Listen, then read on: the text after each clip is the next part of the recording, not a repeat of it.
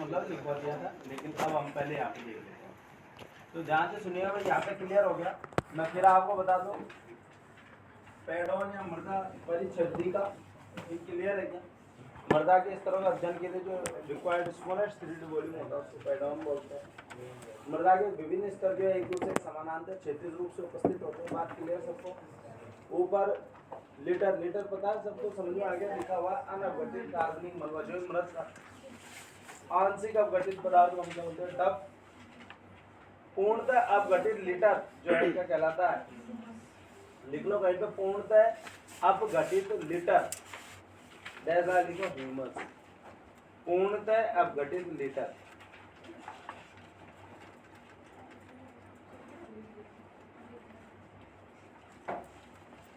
पूर्णतः अपघटित litre, litre नहीं है लीटर, ठीक है? आगे बात समझ। फिर बाद में आ जाओ नीचे, चट्टान दिया, फिर बाद में बड़े बड़े टुकड़े सी, है ना? फिर छोटे छोटे टुकड़े B2, फिर बारीक बजरी पाउडर B1। वो हो गया आपका क्या, ये आइलुवियल या फिर हिंदी में होता है संपोर्ट। ह्यूमस और जो बजरी है बिल्कुल बारीक पाउडर, उसका मिक्सिंग जो रीजन है उसको बोलते हैं एल्यूवियल। ठीक है, क्लियर है क्या? यस और नो? मृदा जनन, मृदा जनन यानी पैडोजेनेसिस। देखो मृदा का अध्ययन वो बोलते हैं हम पैडोलॉजी, और मृदा जनन को बोलते हैं हम पैडोजेनेसिस। अब ध्यान से सुनिएगा भाई, ये दो प्रकार, दो घटनाएं होती है इसमें। कौन कौन सी होती है? एक होती है वेदरिंग, वेदरिंग यानी अक्षय, वेदरिंग ऑफ रॉक, और एक होती है ह्यूमिफिकेशन। अब मेरी बात को ध्यान से सुनिएगा, मैं बहुत बड़ी बात बोल रहा हूँ क्योंकि आप कंफ्यूज हो जाते हो इस बात। चट्टान का जो अपघटन हो रहा है, चट्टान फाइनली बड़े बड़े टुकड़े, फिर छोटे टुकड़े, फिर बारीक पाउडर की जो कन्वर्ट हो रही है, उस पूरी प्रक्रिया को बोलते हैं हम वेदरिंग ऑफ रॉक। आ गई बात समझ में? यानी चट्टान का अक्षय। ठीक है। दूसरा ह्यूमिफिकेशन क्या होता है? ह्यूमस भवन। तो आप जानते हो ह्यूमस निर्माण की प्रक्रिया, लिटर जो है वो अपघटित हुआ, अपघटित होकर क्या हो गया, ह्यूमस में जो परिवर्तित हो रहा है उसको बोलते हैं ह्यूमिफिकेशन। यहाँ पे क्या है, गलत तरीके से बात रिप्रेजेंट करी गई है। वो क्या है कि ह्यूमस का जो अपक्षयित जो चट्टान के जो बारीक पाउडर उसके साथ जो मिक्सिंग प्रक्रिया है उसको ह्यूमिफिकेशन कहते हैं इस संदर्भ में, पैडोजेनेसिस के संदर्भ में। लेकिन आप फालतू में परेशान होने की जरूरत नहीं है। आप तो सीधे सीधे ध्यान रखो भाई, ह्यूमिफिकेशन ह्यूमस निर्माण की प्रक्रिया को हम क्या बोलते हैं? ह्यूमिफिकेशन। कोई दिक्कत किसी को नहीं? क्लियर है सबको बात? आगे बात हम मुंह के साथ बताएंगे। तो मृदा जनन की जो प्रक्रिया होती है अत्यंत धीमी होती है। 1 इंच मृदा का जो निर्माण है ना 500 से 1000 वर्षों में होता है। इसमें मिट्टी की कदर करनी चाहिए। आए बात समझ? सब कुछ हमें मिट्टी को देती है, मिट्टी नहीं होती तो हमें कहा नहीं। सच बात है, क्योंकि जो हमें खाने पीने को दे, जो हमारा संरक्षण करे, वो ही हमारे माँ बाप। आगे बात। तो बड़े बुजुर्गों ने जो कॉन्सेप्ट बनाया है वो बात सही है। तो मृदा जनन प्रक्रिया अत्यंत धीमी होती है और 1 इंच मृदा का निर्माण 500 से 1000 वर्षों में होता है। अब मृदा निर्माण 2 प्रक्रिया होती है। एक तो भाई वेदरिंग यानी चट्टान का जो है अपघटन होना, और अपघटन होकर पूर्णतः छोटे छोटे कणों में परिवर्तित हो जाना। और ह्यूमिफिकेशन जो लिटर है वो ह्यूमस में जो परिवर्तन होने की प्रक्रिया उसको ह्यूमिफिकेशन बोलते हैं। फिर ह्यूमस और अपक्षयित जो चट्टान है मिक्स होकर क्या बनाते हैं? मृदा बनाते हैं। बात क्लियर सबको? तो देखो भाई, अपक्षय क्या होता है? मृदा में उपस्थित चट्टानों का टूटकर महीन कणों में बदल जाना अपक्षय वेदरिंग कहलाता है। ठीक। अब ये भैया अलग अलग प्रक्रिया से होगा। और क्या ये भौतिक, रासायनिक, जैविक, क्या ये अलग अलग होती है क्या? नहीं, सब एक दूसरे के साथ साथ संपन्न होती है। ठीक है, क्लियर है? साइमल्टेनियस। कैसे भाई? मुझे एक बार बताओ भाई, कोई चट्टान है, ठीक, बताओ बारिश हो रही है, गर्मी पड़ रही है, सर्दी आ रही है, तो बताओ बारिश के मौसम पानी आ रहा है, फिर वो पानी कुछ गैप में घुस रहा है, फिर वो जो है ग्रीष्म ऋतु में उठ जा रहा है। बताओ धीरे धीरे गैप बड़े हो रहे नहीं हो रहे? बोलो है। दूसरी बात बताइए, वहाँ पे क्या हो रहा है? धीरे धीरे लाइकेन्स आए, हजारों सालों तक लाइकेन ग्रो हुए, फिर मोसेस, तो धीरे धीरे बताओ उनकी क्रियाओं कारण उनने अम्ल वगैरह स्थापित किया, उनकी वजह से बताइए क्या हुआ होगा? चट्टान नष्ट हुई होगी नहीं हुई? कार्बनिक पदार्थ इकट्ठा हुआ होगा। ठीक है, क्लियर है? फिर बाद में 1 वर्षीय शाख आए होंगे, फिर बहुवर्षीय शाख आए होंगे। ठीक, धीरे धीरे जो श्रब झाड़ियाँ आई होंगी, जैसे अभी हमारा राहुल पर्वत देखे झाड़ियाँ हैं या नहीं? आगे भविष्य में जो है ये और डिग्रेड हो जाएगी, फिर क्या आ जाएंगे हजारों लाखों सालों बाद में पेड़ आ जाएंगे, ठीक है, प्लेन हो जाएंगे। आ गई बात समझ में? कहीं कोई दिक्कत किसी को? नहीं सर। नहीं। तो ध्यान से सुनिएगा भाई, ये हो गया आपका जैविक प्रक्रियाओं के कारण अच्छे हो गए।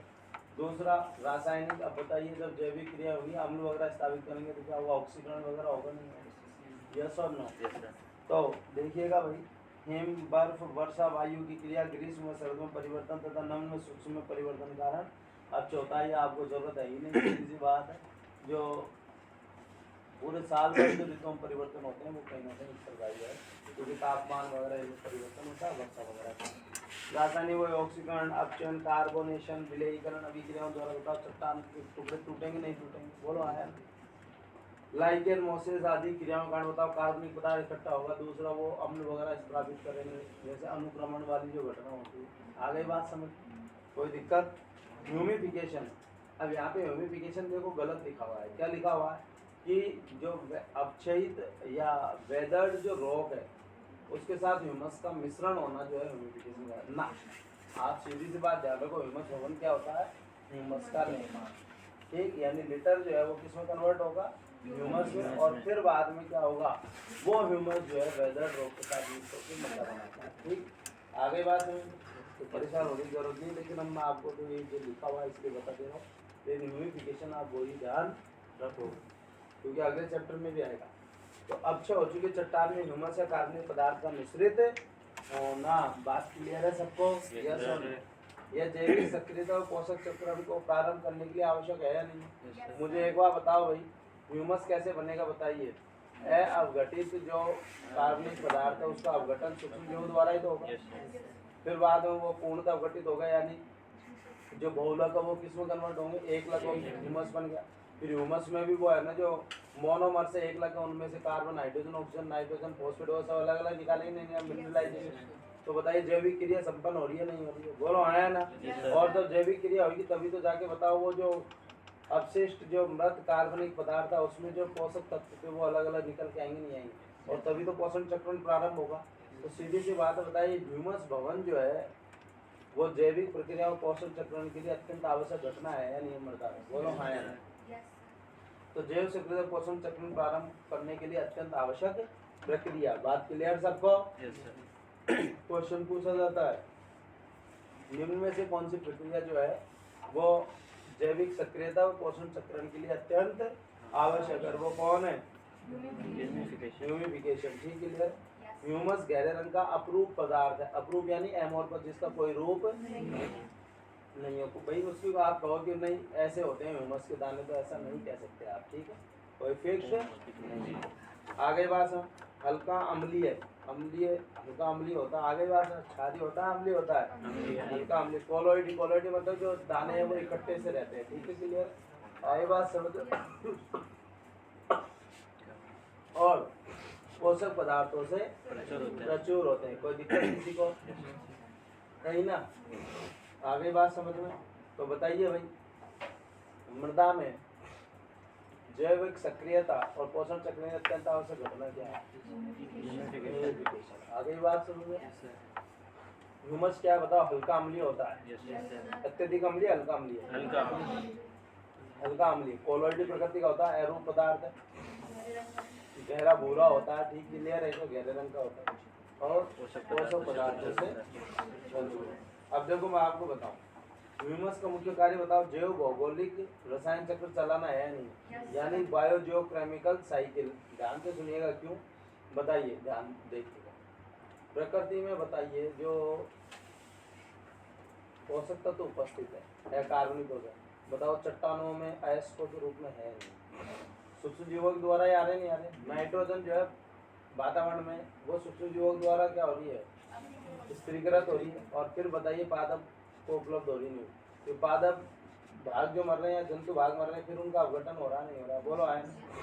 तो ध्यान से सुनिएगा, जो मृदा हो गई वो तो क्या हो गई? भौगोलिक, और जो जीवों के घटक हो गए वो क्या हो गए? जैव। तो बताओ जीवों और मृदा के बीच में जो पोषण चक्रण के लिए आवश्यक है वो कौन है? ह्यूमस है, ह्यूमस भवन। बात क्लियर है सबको? तो देखो ह्यूमस का मुख्य कार्य बताओ, जैव भौगोलिक रसायन चक्र। बात क्लियर है सबको? यानी जीव जो जीव समष्टि है, आगे बात समझ, यानी जैविक समुदाय है, और जो मृदा है यानी भौगोलिक भाग, उनके मध्य जो पोषक तत्वों का जो चक्र है उसको हम क्या बोलते हैं, जैव भौगोलिक रसायन चक्र, बायो जियो केमिकल साइकिल। बात क्लियर है सबको? मृदा को सघन होने से बताता नहीं होता, बताओ मृदा को सॉफ्ट रखेगा नहीं रखेगा? आप खुद देखो ना, जैसे जैसे कोई गार्डन में पत्तियां पड़ी हुई है, उनके ऊपर की पत्तियां हटाओ, नीचे कुछ आंशिक अवगठे के नीचे देखो तो बड़ी सॉफ्ट सॉफ्ट सा काला काला सा निकलता है, नहीं निकलता मैटर, और बड़ी मृदा वहाँ पे सॉफ्ट सॉफ्ट होती है। ठीक, तो मृदा को सघन होने से बचाता है, वाटर होल्डिंग कैपेसिटी बढ़ाएगा, ठीक क्लियर है क्या? एयरेशन बढ़ाएगा, प्लांट ग्रोथ के लिए प्रॉपर क्या होगा, मीडियम प्रोवाइड करेगा, जिससे बहुत ईजी, क्योंकि सॉफ्ट मृदा होगी तो प्लांट बहुत ईजिली ग्रो कर जाएंगे। बात क्लियर है सबको? तो मृदा कण बनाने में सहायता करता है, मृदा के वातन जल ग्रहण की क्षमता बढ़ाता है, स्पंजी बनाता है। आगे बात समझ में। अब एल्यूविएशन और आइल्यूविएशन क्या है, ध्यान से सुनिएगा। एक्चुअली एल्यूवियल जोन और इल्यूवियल जोन तो क्लियर हो गया। बारीक चट्टान का जो पाउडर वो तो है आइल्यूवियल, आई से, और बारीक चट्टान का पाउडर और ह्यूमस जो मिक्स है वो है एल्यूवियल। अब ध्यान सुनना, एल्यूविएशन और आइल्यूविएशन क्या है। इसमें चाहे कुछ भी लिखा हुआ है, कंफ्यूज करने वाली बात है, मैं तो मुद्दे की बात बता दे रहा हूँ, ध्यान से सुनिए। बरसात आई, ठीक, बरसात इतनी थी कि ऊपर का जो एल्यूवियल ई वाला एल्यूवियल जोन अगर सपोज करो बहके दूसरी जगह शिफ्ट हो जा रहा, जिस जगह से बहा उसकी जगह कहीं दूसरा एल्यूवियल जोन आ गया, ठीक है भाई, पीछे से भी तो एल्यूवियल जोन आ रहा है। तो अगर एल्यूवियल जोन की शिफ्टिंग हो रही है, यानी इतनी तेज बरसात हो रही है, या किसी प्रक्रिया द्वारा एल्यूवियल जोन की सामान्य बारिश के कारण होता है, तो एल्यूवियल जोन की शिफ्टिंग हो रही है अगर किसी प्रक्रिया से, तो उसको बोलते हैं एल्यूविएशन। और अगर जैसे नदी में पानी आता नहीं आता बहुत तेज, तो बताओ वहाँ पे क्या होता है, नीचे पत्थर तक निकल जाते हैं, आ गई बात समझ में है नहीं? तो वहाँ पे आइल्यूवियल जोन तक शिफ्ट हो जाता है, बोलो आया ना, मिनरल से भरपूर होता है, इसलिए जो है नदी के आसपास की जो खेतों की मृदा होती है वो बड़ी उपजाऊ होती है, मिनरल्स वगैरह खूब अच्छे से होते हैं। आगे बात समझ। तो वहाँ पे अगर आप देखोगे तो जो आइल्यूवियल जोन बताओ वो शिफ्ट हो जा रहा है। अब सपोज करो इस जगह से आइल्यूवियल जोन गया है यहाँ पे, तो पीछे से भी तो यहाँ पे आगे शिफ्ट हुआ होगा ना, तो जो आइल्यूवियल जोन की शिफ्टिंग हो रही है तो उसको हम क्या करें, आइल्यूविएशन। सीधी सी बात, अब ये जाने क्या क्या कह रहा है क्या नहीं कह रहा, सिंपल सी बात पकड़ में आ गई। तो बरसात इतनी तेज है कि एल्यूविएशन जोन की शिफ्टिंग हो रही, तो एल्यूवियल जोन की शिफ्टिंग हो रही है एल्यूविएशन, और आइल्यूवियल जोन की शिफ्टिंग हो रही है। सिंपल सा पॉइंट है जिसको बड़ा भारी भरकम बना रखा। देखो अपने अपने तरीके से कहते हैं। मृदा में पदार्थों को परिवहन और जमाव की दो विधियां। अब सही बात है, बताओ, परिवहन होके दूसरे शिफ्ट हो रहा तो पीछे से उस जगह पे भी तो आगे शिफ्टिंग हो रही होगी, ये थोड़ी जा ही जा रहा है, आ भी तो रहेगा। मृदा के ऊपरी स्तर से पदार्थों निश्चालित होना अवक्षालन, वही आ गई बात समझ में, कि एक जगह से दूसरी जगह जो शिफ्टिंग हो रही है वो अवक्षालन, यानी वही एल्यूविएशन। और अवक्षालन के कारण मृदा विभिन्न स्तर खनिजों से प्रचुर हो जाते हैं। क्यों? क्योंकि बताइए वो जब बह के दूसरी जगह जाएगा तो वहाँ पे भी तो खनिज वगैरह भी तो जाएंगे, बोलो हाँ है ना? Yes sir. इसी तरह निचले क्षेत्र में खनिजों का जो जमाव उसको हम क्या कहते हैं, संपोड़, यानी आइल्यूविएशन। बात क्लियर है? अरे भाई एक जगह से आइल्यूवियल जोन बह के जा रहा है, दूसरी जगह से बह के भी तो आ रहा है, तो वहाँ भी तो खनिजों का जमाव होगा नहीं होगा नीचे के स्तरों में। तो अभी इसमें बड़ी ये बेकार बात कहती, नीचे के स्तरों में है ना जो जमाव होना। अरे तो सीधी सी बात ये कहना भाई, एक जगह दूसरी जगह एल्यूवियल जोन शिफ्ट हो रहा है, ठीक है, तो ऊपर के स्तर पे अब बताइए जब शिफ्ट होगा तो उस जगह पे कहीं दूसरी जगह से भी तो कोई मिनरल्स वगैरह आके जमा होंगे, तो ऊपर के स्तरों में अगर मिनरल्स वगैरह जमा हो रहे तो उसको हम क्या कह रहे हैं, एल्यूवियल, क्योंकि भाई शिफ्टिंग की वजह से। और अगर कहीं पे सपोज करो आइल्यूवियल जोन है वो शिफ्ट हो रहा है तेज बरसात का, तो उस जहाँ से जगह से जिस जगह से गया उस जगह दूसरा भी तो आ रहा होगा, तो नीचे के स्तरों पे बताइए मिनरल्स वगैरह बढ़ रहे नहीं बढ़ रहे, क्योंकि ऊपर का स्तर पूरा बह गया तो नीचे के स्तर में तो बढ़ रहा, तो क्या हो गया। अब सिंपल फिर दोबारा कहूँ, एल्यूवियल जोन की जो शिफ्टिंग एल्यूविएशन, आइल्यूविएशन जोन की जो शिफ्टिंग आइल्यूविएशन, खत्म बात क्लियर है सबको? अरे एक बात बताऊँ, मेरे हाथ में अगर थोड़ा सा हल्का स्कट लगा तो ऊपर की लेयर ही तो बनेगी, और अगर मेरे यहाँ पे गहरा घाव हो गया तो बताओ नीचे का जो है जो मांस है वो भी तो बताओ भरेगा नहीं भरेगा शरीर से, तो जितना गहरा होगा उतना ही दोबारा भरेगा नहीं भरेगा। पॉइंट क्लियर हो गया? सिंपल सी बात है ना? कोई समस्या?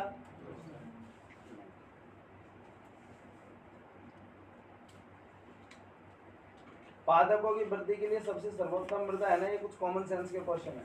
देखो चाहे एनसीईआरटी में नहीं, लेकिन फिर भी मैं खुद टेंशन में रहता हूँ कि कुछ कॉमन सेंस की बातें बता दो आप लोगों को, आगे बात नहीं। लेकिन फिर भी इनके अलावा भी अगर फालतू क्वेश्चन पूछ जाते हैं तो उनको लेके लोड नहीं लो। आगे बात समझ लो। एक में मुझे एक टॉपिक बताना था, ये मेरे दिमाग में आ रहा था, मैं भूल गया पीछे क्वेश्चन है। मेरे दिमाग में था कि ये है ना जो वो जो प्रकाश के बारे में बता रहे थे ना, जैसे ध्यान सुनना, बताओ तुम तालाब में उतरते हो या झील में उतरते हो, बताओ किनारे से उतरते हो तो बताओ गहराई बढ़ती जाती है, तो बढ़ती जाती है। Yes sir. तो ध्यान से सुनना, जैसे सपोज करो झील है, तालाब है, कुछ भी है, तो जब आप देखो किनारे वाला जो जोन है उसको बोलते हैं लिटोरल जोन। क्या बोलते हैं? आ गई बात समझ में? बताओ यहाँ पे कोई पेड़ पौधे होते नहीं होते हैं किनारे, प्रकाश को बता। फिर जो खुला हुआ भाग है पूरा, जो तालाब या झील की जो सतह खुला हुआ भाग है, उसको हम क्या बोलते हैं? Limnetic zone. बताओ फाइटोप्लैंक्टन और जूप्लैंक्टन, पादप प्लवक और जंतु प्लवक, इसी में तो वृद्धि करेंगे। फिर वो भाग जहाँ पे प्रकाश नहीं पहुंच रहा, ठीक है, क्लियर है कि यानी अब अंधेरा होना शुरू हो गया, उसको बोलते हैं प्रोफंडल जोन। मैं इंग्लिश में बताऊँ, हिंदी में बताऊँ। और जो सबसे गहराई वाला जो क्षेत्र है उसको कहेंगे बेंथिक जोन। तो बेंथिक रीजन आएगा, वो बेंथिक को हिंदी का बोलते हैं, आगे आएगा, ठीक है, क्लियर है। तो अब ध्यान से सुनना, देखो यहाँ से ऊपर तक तो खूब बढ़िया प्रकाश है, और इसके नीचे से क्या हो गया? धुंधला हो गया, नहीं होगा? बताओ लाइट कंपनसेशन पॉइंट है नहीं? दो वाले, बात क्लियर सबको? बना लो ये वो प्रकाश के संदर्भ में।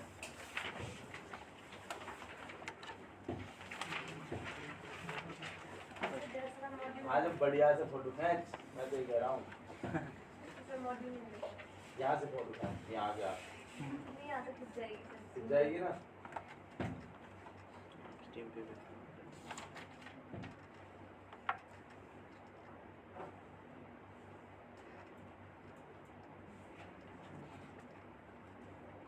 अब तुम देखो, मैं तो यहाँ पे बड़ा बनाऊंगा, तुम्हारी तो कॉपी में क्या जगह नहीं छोड़ी, वहीं पे इतना तो बना लिया ऐसे।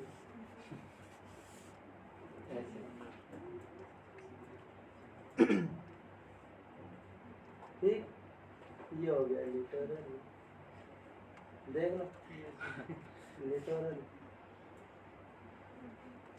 ये जो है लिम्नेटिक, और क्या बताओ? ये प्रोफंडल, और ये नीचे वाला बेंथिक। बोलो, जरूरी है इतना बड़ा लंबा चौड़ा बनाना?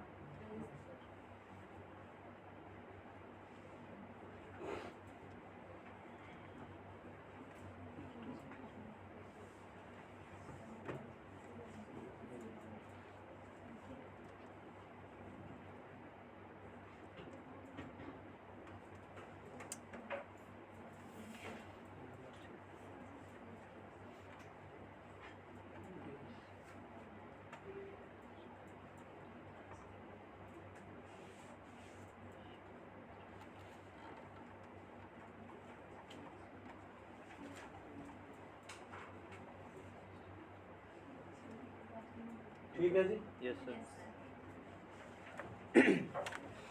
तो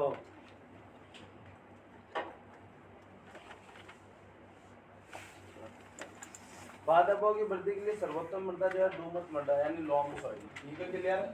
इसमें 20% चिकनी मिट्टी होती है, क्ले जो होती है, या चिकनी मिट्टी क्ले जो काली मिट्टी होती है, है ना, और 40% जो है रेत होती है, 40% गाद सिल्ट होती है। आपको कोई भी एक कॉम्बिनेशन नहीं पूछेगा, सीधा सा क्वेश्चन पूछेगा, बताओ पादप वृद्धि के लिए सर्वोत्तम मृदा कौन सी है भाई? दोमट मृदा। बात क्लियर है सबको? Lomb soil. काली मृदा रेगुर जो मृदा होती है महाराष्ट्र में कपास उगाने के काम में आती है। वैसे मैं आपको बता दूं, हमारे कोटा जाते हैं ना, तो कोटा और फिर उससे आगे बढ़ते जाओ, काली मृदा बनती काली मृदा बनती जाएगी। बोलो आया आगे बात सब। तो काली मिट्टी जो है वो कपास की खेती के लिए बढ़िया मानी गई है। आगे बात हम इसको रेगुर मृदा भी कहते हैं। पादपों द्वारा मृदा जो जल का अवशोषण होता है उसको बोलते हैं कैसिका कैपिलरी या किसाट जल।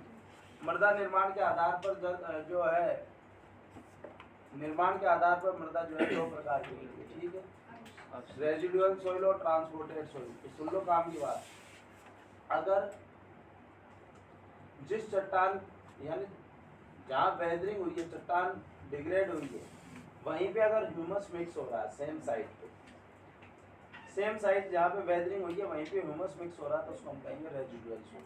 आगे बात समझ, यानी अपशिष्ट मृदा।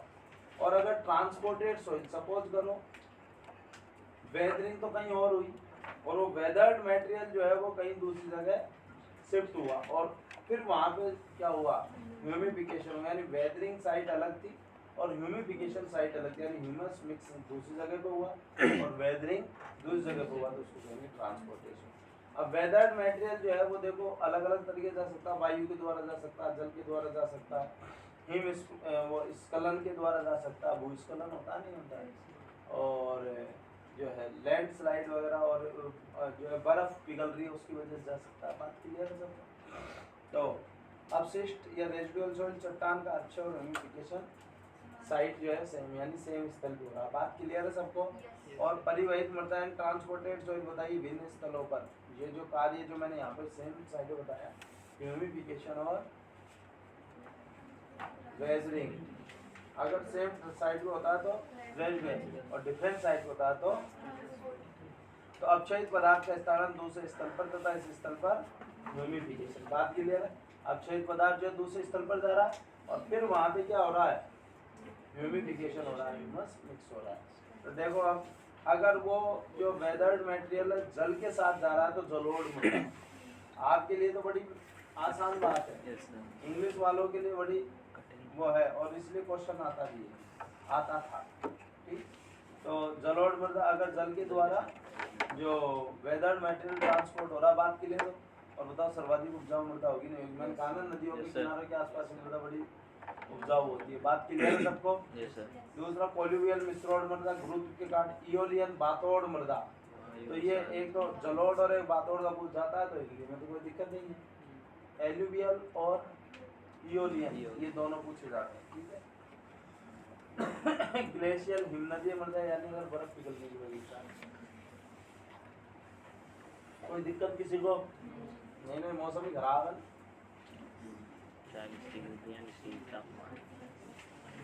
किस संदर्भ में कहना चाहते हो आप सर? किस संदर्भ? ठीक है भाई,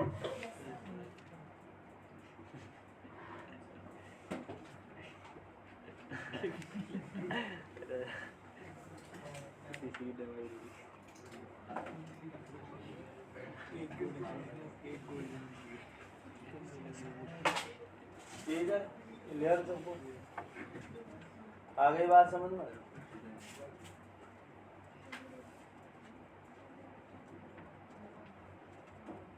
स्थला करती है कारक, तो बताइए भाई पृथ्वी के जो विभिन्न जो स्थल है उनका जो अध्ययन है, ठीक क्लियर, उसको बोलते हैं टोपोग्राफी, ठीक क्लियर, और उन कारकों को हम क्या कहेंगे, स्थला करती है कारक। तो बताओ ढलानों का अलग प्रकार की वनस्पति होगी, अलग और जैसी वनस्पति, देखो वनस्पति जैसी होती है ना वैसे ही जंतु होते हैं, क्योंकि वनस्पति पे ही तो निर्भर करते हैं। प्लेन्स में अलग होगी, दूसरा जहाँ पे जो आपकी है समोद्भिद अवस्था है, यानी पानी ठीक ठाक है, वहाँ पे अलग होगा। आगे बात हो तो देखिएगा भाई, स्थलाकृति से तात्पर्य किसी सतह के संरूपण यानी प्रकार, जैसे पहाड़, मैदान, ढाल से है। और बताओ यह जीवों के वितरण को प्रभावित करता नहीं करता? तो आपसे क्वेश्चन पूछा जाता है स्थलाकृति कारक जो है वो क्या करता है, जीवों के वितरण को प्रभावित करता है। कोई समस्या किसी को नहीं ना? आ गई बात समझ में? क्लियर सबको? तो देखो तालाब या नदी, अब बिना मतलब बात है, समझ रहे हो ना आपको? ठीक है। अजैवीय कारकों के प्रति अनुक्रिया, तो देखो सीधी सी बात है, ध्यान रखना, इसमें जाने क्या क्या लंबी चौड़ी बात लिखी हुई है, मुद्दे की बात क्या है वो पकड़ लो।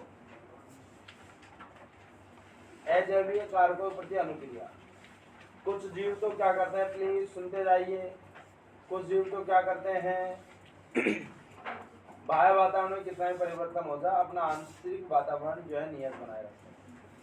कुछ जीव ऐसे होते हैं जिनमें अगर बाह्य वातावरण में परिवर्तन हो गया तो उसका प्रभाव सीधा सीधा उनके आंतरिक वातावरण में पड़ता है, यानी आंतरिक वातावरण ही परिवर्तित हो जाता है और मृत्यु को प्राप्त हो जाता है। ये है जबकि स्टूडेंट क्या सोचता है, जैसे जैसे बाहरी वातावरण परिवर्तन हो रहा है वैसे अंदर का भी, और बताओ खूब घूमते फिरते जा रहे हो, मजे कर रहे हैं, इनके जोरदार मौज ना।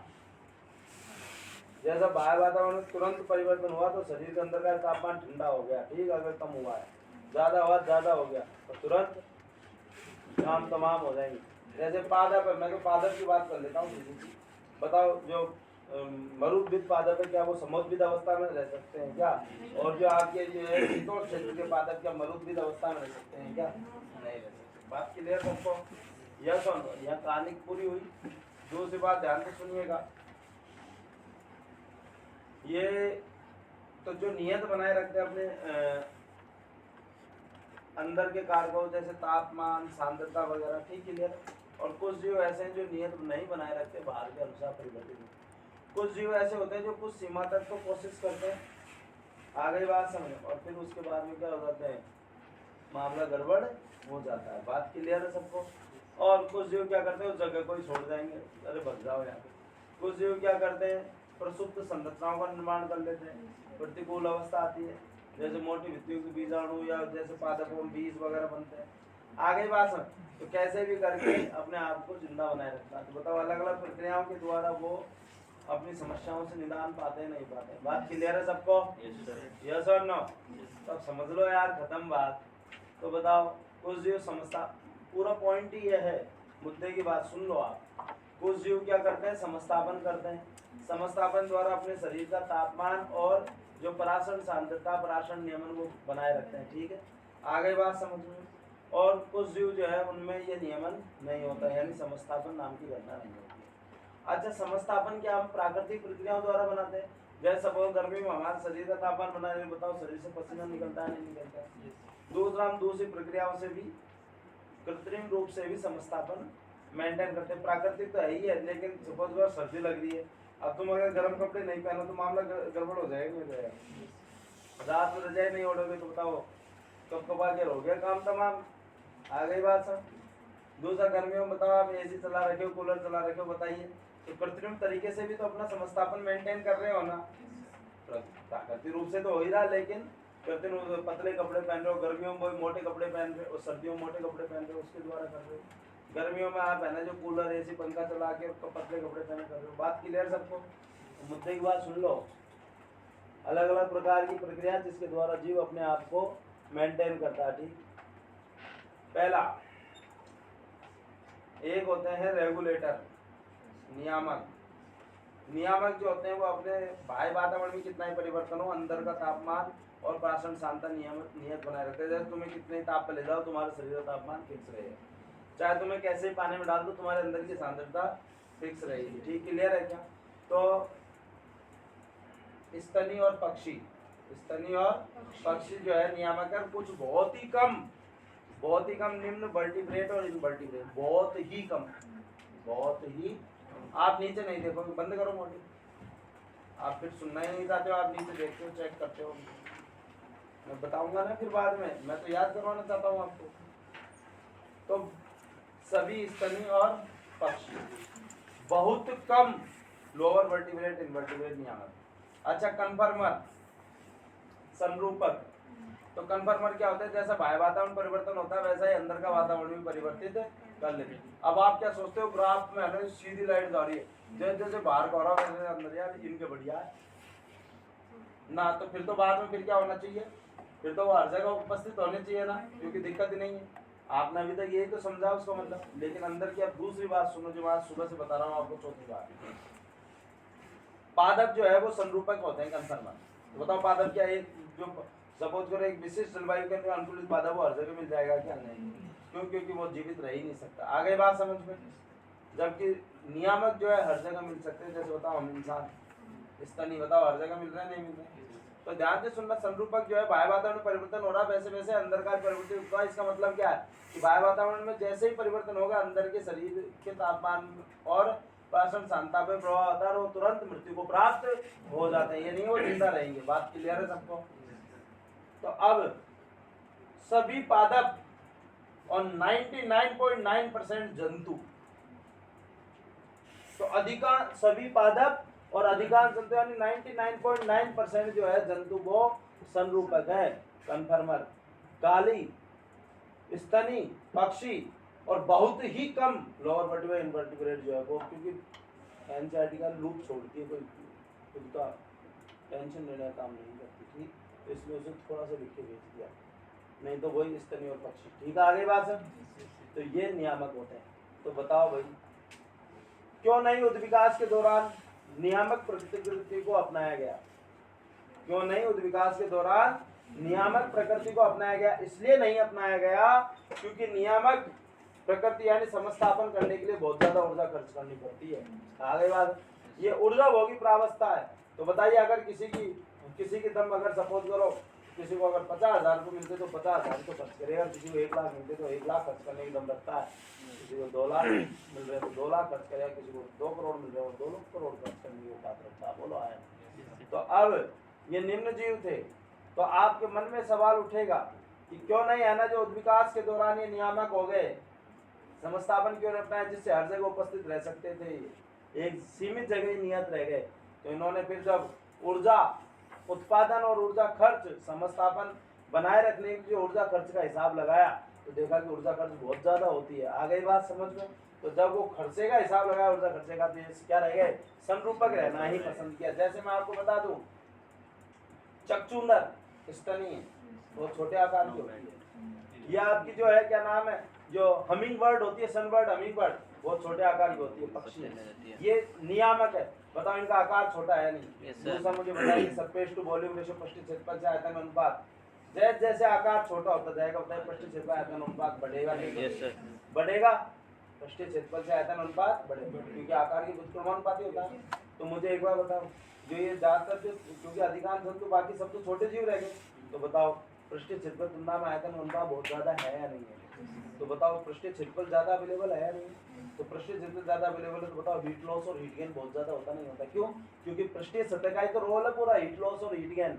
तो अगर तापमान थोड़ा भी कम होता तो बताओ वातावरण का, तो उसको अपने तापमान बनाए रखने के बहुत ज्यादा ऊर्जा खर्च करनी पड़ती नहीं करेगा। आगे बात, वातावरण का तापमान अगर बहुत ज्यादा होता तो बताओ शरीर के अंदर ठंडापन बनाए रखने के लिए बहुत ज्यादा ऊर्जा खर्च करनी पड़ती है, जैसे हम पसीना खर्च करके अपने आप को मेंटेन करते हैं। आगे बात समझ में? तो इसका मतलब जब खर्चे का हिसाब लगाया तो इन्होंने क्या रहना पसंद किया, समरूपक ही रहना पसंद। तो समरूपक तो घटिया क्वालिटी है यार। जबकि आप ग्राफ पढ़ते हो तो आपके मन में क्या आता, जैसे जैसे भार्गव परिवर्तित हो रहा है। आप पूरी बात पढ़ के आगे कहाँ पे, जब आपने ये जो है एक्सक्रीटरी सिस्टम में पढ़ा था, आ गई बात समझ, उत्सर्जन तंत्र। लेकिन आप अंदर की बात, आप आज तक तुम्हारे मन में यही था, जो जैसे बाहर का वैसे वैसे अंदर। तो जोरदार तो ये हुए ना सबसे बढ़िया, ये मर जाएंगे। जैसे बाहर का तापमान परिवर्तित होगा तुरंत अंदर थर्मोमीटर लगाए देख लो, अंदर भी वही तापमान लगभग मिलेगा। आगे बात समझ। पेड़ मर जाता नहीं मर जाता अगर थोड़ा सा भी समोद्भिद अवस्था है पादप को है ना, जो मनुद्भिद अवस्था में ले जाओ, गड़बड़ हो जाएगी, हो जाएगी, क्योंकि वो नहीं करता। बात क्लियर है सबको? आगे बात, कुछ होते हैं पार्शियल रेगुलेटर यानी आंशिक नियामक, तो वो एक स्तर तक तो नियमन करते हैं, बाकी आगे जाके क्या हो जाते हैं, वो बॉडी टेम्परेचर फिर कंट्रोल नहीं हो पाता और वो खत्म हो जाते हैं, यानी समरूपक हो जाते हैं। तो अब वो ग्राफ तो आप ऐसा पढ़ते हो, ऐसे सीधा जाता है, फिर ऐसे। तो क्या लगता है, पहले समरूपक फिर नियामक? गलत। वास्तव में क्या है कि वो एक स्तर तक तो कोशिश करते हैं नियामक रहने की, लेकिन उसके ज्यादा मामला गड़बड़ हो रहा है तो फिर तो भैया आप बात नहीं बदली कर दो। आ गई बात समझ? बोलो आया ना? एक होता है माइग्रेशन। माइग्रेशन जैसे बताओ, ये जो बूपिंग क्रेन वगैरह होते हैं, सारस वगैरह, ये सब बताइए, जो विदेशी पक्षी होते हैं ठंडे में यहाँ जाते हैं, जब इनके आवासों में अत्यधिक बर्फबारी हो जाती है, जो नेटिव प्लेसेस है, जब वापस वहाँ पे मौसम नॉर्मल होगा तो यहाँ से उड़ के वहाँ चले जाते हैं। बात क्लियर है सबको? दूसरी बात, कुछ जो जीव प्रसुप्त संरचना बना लेते हैं, जैसे बताओ हमारे फसली पादप प्रतिकूल अवस्था में बीज बना लेते हैं नहीं? तो ये प्रसुप्त संरचना बताओ टेम्परेरी क्या इनएक्टिवनेस है या नहीं? जब बढ़िया समय आएगा तो दोबारा से क्या होगा, वो अंकुरित हो जाएगा। ऐसे बीजों वगैरह में होता है, ठीक है, तो पादप जीवाणुओं में होता है, कवकों में होता है, शैवालों में होता है, मोटी भित्तियों के बीजाणु बना लेते हैं नहीं बना लेते? आ गई बात? अच्छा, कुछ जीव क्या करते हैं, जैसे फाइटोप्लैंक्टन्स वगैरह होते हैं ना, वो जू प्लैंक्टन्स जंतु प्लवक, वो क्या करते हैं, जैसे सपोज प्रतिकूल अवस्था है तो आज जिस अवस्था में है ना वो उसी अवस्था में रह जाएगा, पोज हो जाएगा, वो आगे परिवर्तन नहीं करेगा जब तक प्रतिकूल अवस्था रहेगी, वो उसी अवस्था में। जब टीवी चलते पर पोज कर दिया, वही रहेगा नहीं रहेगा। आप बढ़िया से चित्र बन जाते हैं, आपको देखना है। ठीक क्लियर है क्या? तो पोज, पोज का मतलब वो वही रुका हुआ है, खत्म नहीं हुआ है, कोई मोटिव इतनी नहीं बनाए, यानी वो उसी अब डायापोज का मतलब है कि वो उसी अवस्था में बना हुआ है, अपने आप को आगे परिवर्तित नहीं करेगा। एक बार जल्दी 5 मिनट टाइम दे रहा हूँ, रीडिंग लगाओ जल्दी से, फुल अंडरलाइन करवाऊंगा एक बार, लेकिन जल्दी।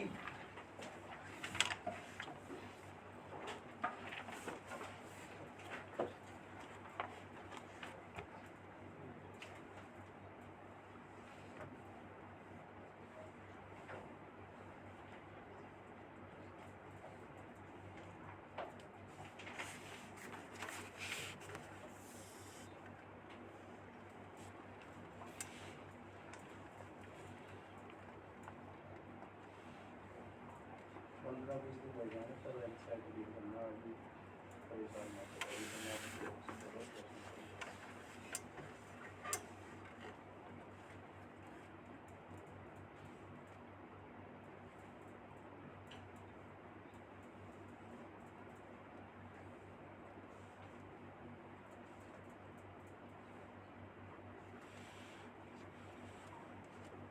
और रेस्ट को यूज में आते हैं सही है। और एक और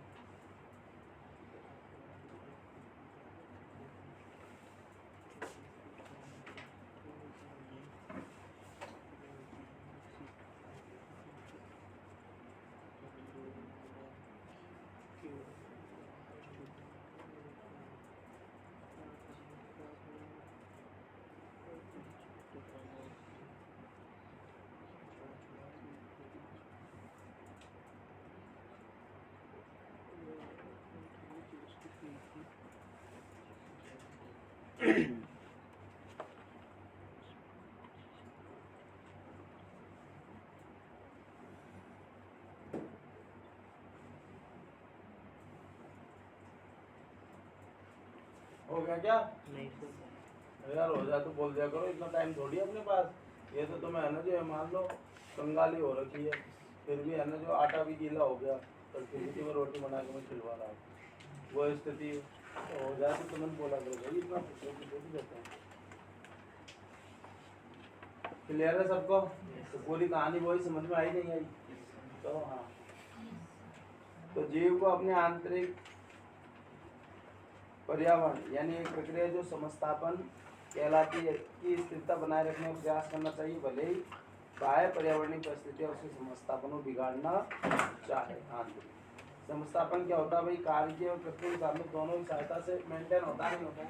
तो ये लिख लो, जैसे क्या वो लंबी थोड़ी अलग अलग जगह लिखी हुई है ना, एक ही पॉइंट में खत्म हो जाएगी। समस्थापन हम कार्य के यानी फिजियोलॉजिकल और कृत्रिम साधन, एसी, कूलर वगैरह, पंखा, गरम कपड़े, पतले कपड़े, इनके द्वारा मेंटेन करते हैं नहीं करते हैं? आई बात समझ में?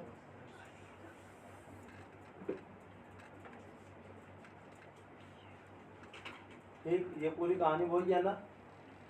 बोलो आया ना? तो अब देखो, अगर आप देखो ये ग्राफ, बाह्य स्तर आंतरिक स्तर, अगर सपोज करो आंतरिक स्तर ये है, जैसे हमारी बॉडी की पराशर की सांद्रता होती है 300 ऑस्मोल पर लीटर बॉडी, तो चाहे बाहर कितना भी हो जाए, हमारा बताओ अंदर का नियत रहेगा नहीं। और बढ़िया क्वालिटी के जीव यही है, यही हर जगह सर्वाइव कर सकते हैं। आगे बात दूसरा कन्फर्मर क्या है? जैसे देखो भाई, बाहरी स्तर में परिवर्तित हो रहा है तो आंतरिक स्तर में परिवर्तन हो रहा है। आप सोचते हो आप परिवर्तन हुए जा रहा है, हुए जा रहा है, हुए जा रहा है, मशीन है कोई ना, मर जाएगा। मतलब बात क्लियर है सबको? है ना? मजेदार बात बताइए ना मुझे। तो कन्फर्मर ठीक है, क्लियर। अच्छा, ये पार्शियल रेगुलेटर पता है देखने में क्या लगता है? मैं एक और फिर आपको है ना सामने वाला, मैं और बता दूं आपको, टीचर प्रूफ भी कर देगा, टीचर प्रूफ भी कर दे। ले बता, है या नहीं? बता, पहले क्या होगा? संरूपी, फिर बाद में नियामक हो रहा नहीं हो रहा? यार अगर वो सर ये कह रहे हैं कि पहले नियामक फिर बाद में संरूपी, तो बता ऐसे होना चाहिए था नहीं होना चाहिए? आप बिल्कुल सही कह रहे हैं सबको आप। अब बता, आज तक कोई टीचर ने पढ़ाया वो क्यों? उनके अलावा बात तो सही है, जितने टीचर पढ़ा रहे हैं यही कह रहे हैं, ये उनने क्यों कही है बात? समझ लो एक्स्ट्रा ज्ञान है थोड़ा, ठीक है, जबकि आपको सब यही कहेंगे। और हाँ, हमारी एनसीईआरटी ने मेरी बात कही है, देखिए एनसीईआरटी ने मेरी बात कही है जो मैं कहना चाह रहा हूँ। आगे बात समझ में आ गई? क्लियर है सबको? तो ये ध्यान रखना, आपको खुद पढ़ाना कि बताओ उद्विकास के दौरान जो है संरूपी क्यों नियामक नहीं हुए। तो इसका मतलब बताओ, आप तो ये पढ़ रहे हो कि यार जैसे जैसे बाहर का वातावरण परिवर्तन हो रहा है वैसे अंदर का भी, तो बताओ ये तो ज्यादा बढ़िया है, बल्कि जबकि वो तो बड़ा इंफीरियर बता रहा है इनको। एक विशिष्ट जगह ही रह सकते हैं, बताओ पादपों में देख लो ना, पानी का सांप पानी में रहेगा, कहीं है ना जो अगर मरुस्थल का सांप मरुस्थल में ही रहेगा। बोलो आया ना? बात क्लियर है? मैं अपनी बात प्रूव कर चुका हूँ, यही देता।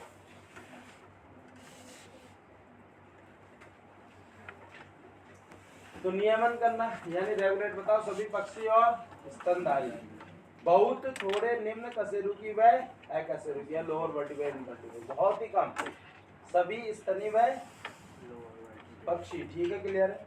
बताओ कार्य के व्यावहारिक साधनों द्वारा संस्थापन बनाए रखने में सक्षम है या नहीं? तापमान का जो नियमन उसको ताप नियमन कहेंगे, और पराशरण शांता नियमन उसको हम पराशरण नियमन कहेंगे। बात क्लियर हुई सबको? यस और नो? अब जैसे ग्रीष्म ऋतु में आप जानते हो ना, कूलर, पंखे, एसी। संरूपण कंफर्म, देखो प्राणियों की बहुत अधिक संख्या, यानी आप जो प्लांट किंगडम वो एनिमल किंगडम पढ़ते हो ना, तो एप्स और मैमल्स को हटा दो, बाकी सब एम्फीबियंस, रेप्टाइल्स, ठीक है, फिशेज वगैरह सब इसी में आ रही है नहीं आ रही? बोलो आया ना? तो 99% लगभग 99, और सभी पौधे। तो अब समझ जाओ ना इसी बात से कि पादप जो है, अगर मरुद्भिद पादप है तो वो समुद्रित अवस्था में जिंदा नहीं रहता है। शीतोष्ण क्षेत्र का पादप जो है उष्णकटिबंधीय अवस्था में, आम का पौधा जो है वो अमेरिका वाले लगा लेते हैं ऐसे, तो क्योंकि वो तो संरूपी है ना, तो बाहर का वातावरण परिवर्तन अंदर का परिवर्तन हो जाए, क्या दिक्कत है? फिर अमेरिका में आम होना चाहिए था, लेकिन नहीं। फिर तो बेल तुम्हारे गांव के बगल के तालाब में भी डाल देनी चाहिए थी, तो बच्चे देख लेंगे शाम टाइम एंजॉय करने चल जाएंगे। शार्क भी देख लिया करेंगे। तो सरपंच ने थोड़ी कोशिश करी कि यार अब तो अनिल ट्रक में भेज दे क्यों हो यार,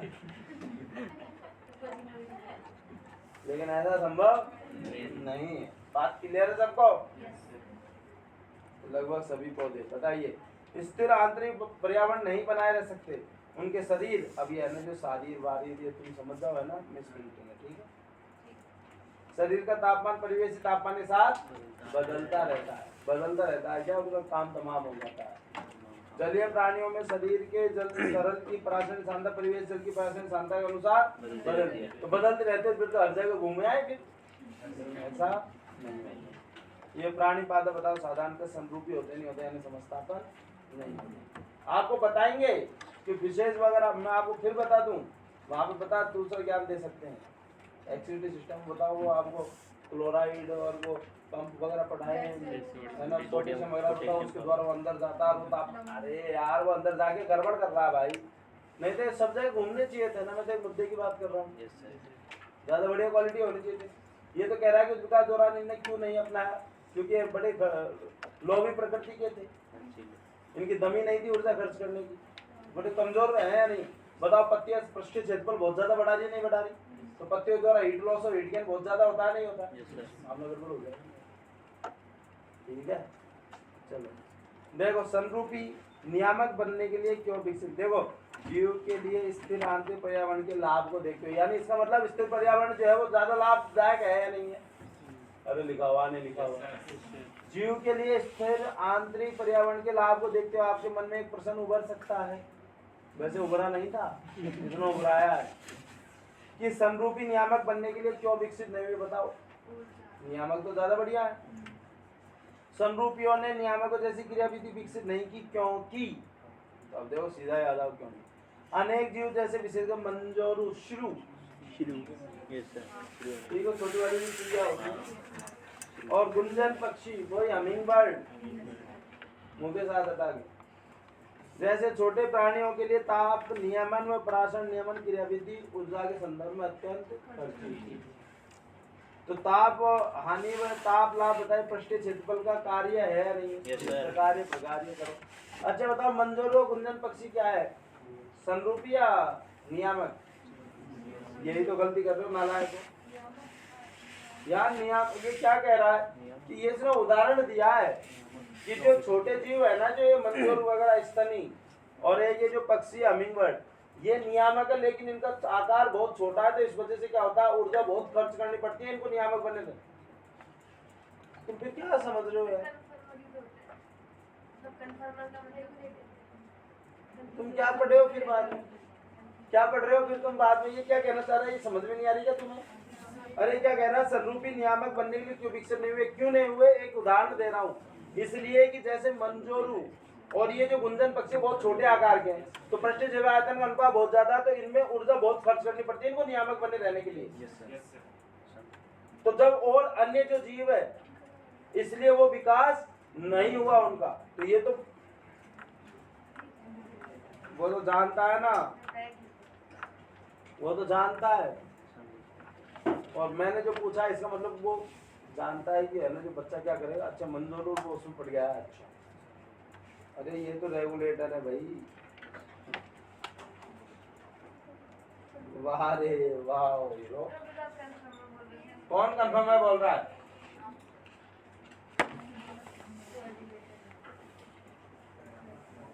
आ गई बात समझ, क्लियर है? तो ताप हानि तो देखो चूंकि छोटे प्राणियों का पृष्ठीय क्षेत्रफल छोटे प्राणियों पृष्ठीय क्षेत्रफल के आयतन की अपेक्षा बहुत ज्यादा होता है इसलिए जब बात ठंड होती है तो उनके शरीर का तापमान बहुत तेजी से कम होता है या नहीं है? मैंने तुम्हें इसलिए पूरा समझाया फिर पढ़ाया फिर दोबारा पढ़ा रहा हूँ। क्या मतलब निकला? इस क्वेश्चन को पूछने के लिए तो कर रहा था लेकिन तुमने तो दोनों बार ही ध्यान नहीं दिया पढ़ते हुए। तो बताइए तेजी से कम होगा नहीं होगा?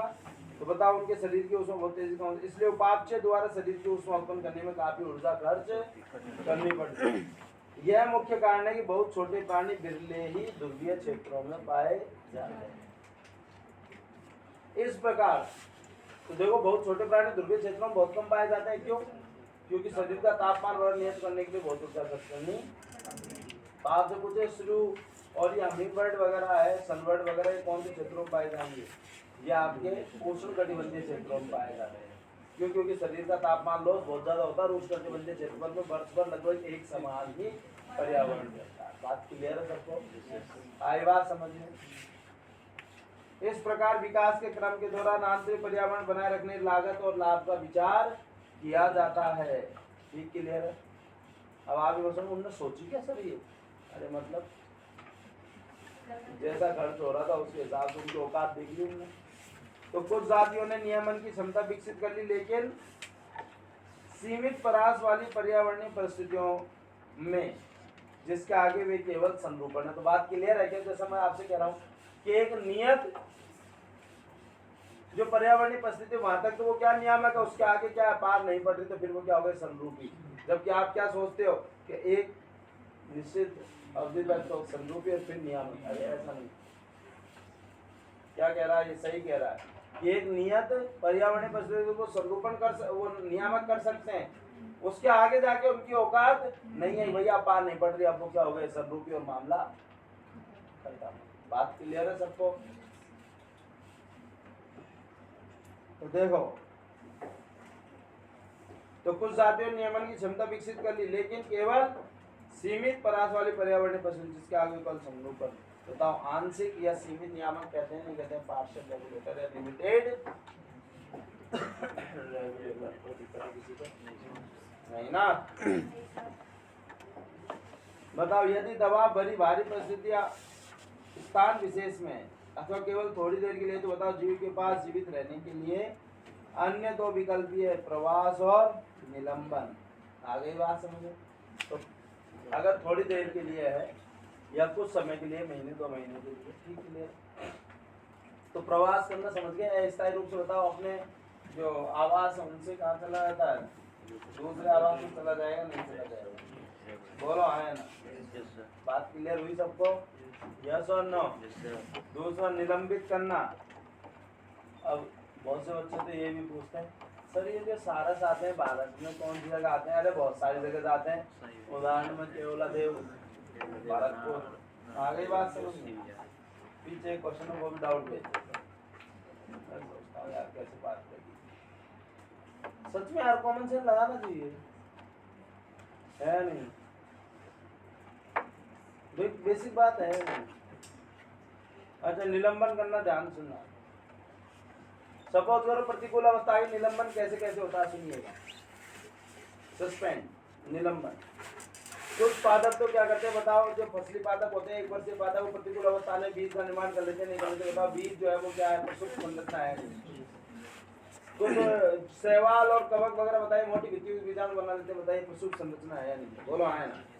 तो यह जीवन चक्र की एक ऐसी अवस्था है जहाँ जीव प्रतिकूल परिस्थितियों बाहर निकलने के लिए विकासात्मक, शरीर क्रियात्मक, संरचनात्मक, जैव रासायनिक व्यवहार में परिवर्तन करता है। ठीक है, क्लियर है क्या? और बताइए, इन प्रतिकूल पर्यावरणीय परिस्थितियों से बचने के लिए क्या बनाते हैं? चिरकालिक संरचना। चिरकालिक संरचना पता है क्या है?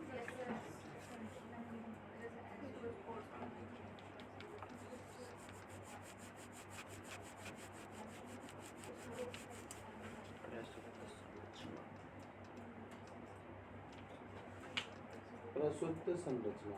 बात क्लियर है सबको?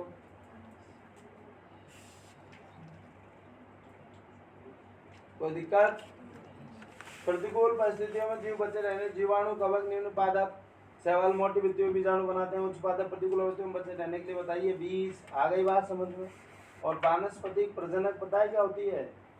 Vegetative propagules. क्या होती है? जो अभी बढ़ती है, जैसे वो ये होता है ना आलू, आलू वगैरह पे जो कलिकाएं होती हैं आंखों में, वेजिटेटिव प्रोपेग्यूल्स से तो है। लिख लोगे आप?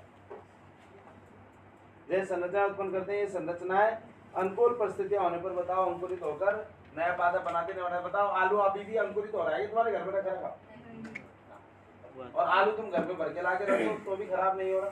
और वही बताइए, जब बारिश का समय आएगा तो वो आंखों में से नए पादप बन जाएंगे। आइस, क्या सभी आंखें देखने का काम करती है? आलू की आइस जो है उन्हें तरीका होगी। आगे मत अच्छा कुछ पादप, अब पता है कुछ जंतु क्या करते हैं, कुछ जीव जो है वो समय में पलायन, यानी समय में पलायन का मतलब क्या है?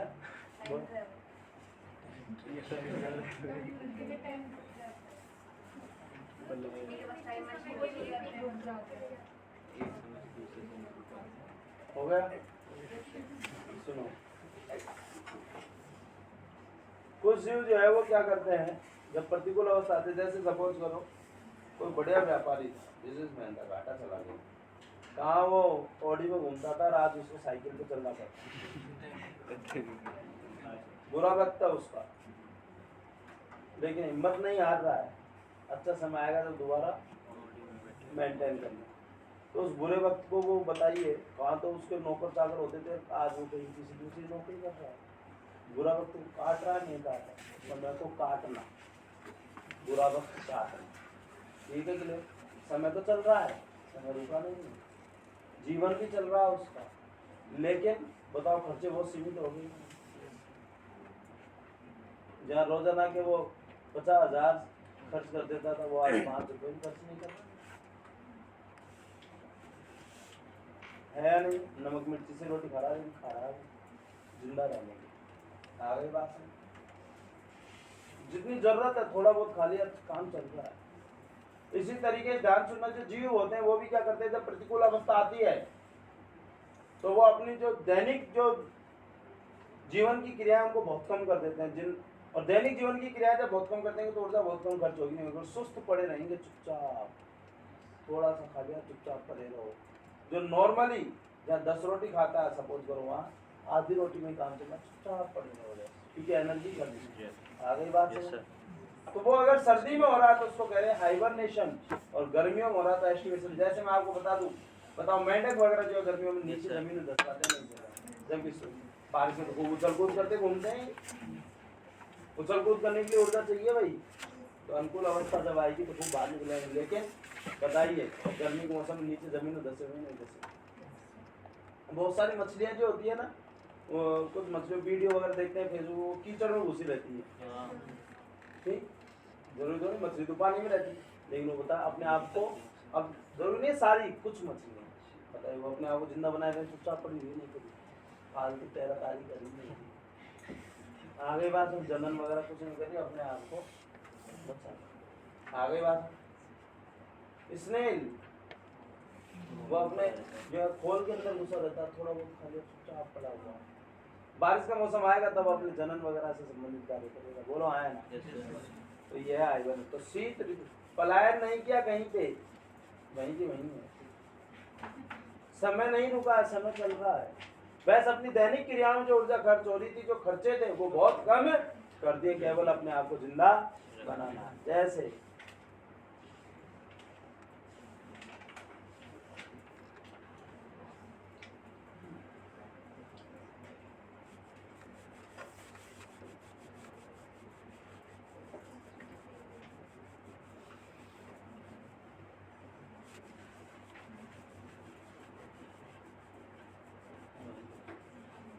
चुपचाप पड़ा हुआ, बहुत ज्यादा मूवमेंट नहीं कर रहा है, आए बार थोड़ा बहुत खा लो, सुस्त होकर पड़े रहो,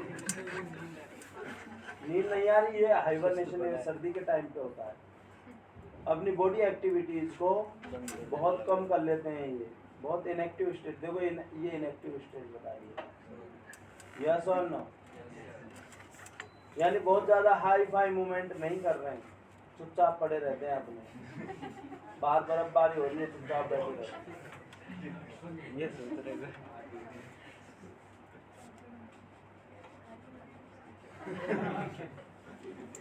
ये हाइबरनेशन है, बहुत ज्यादा भगदड़ का काम है ही नहीं।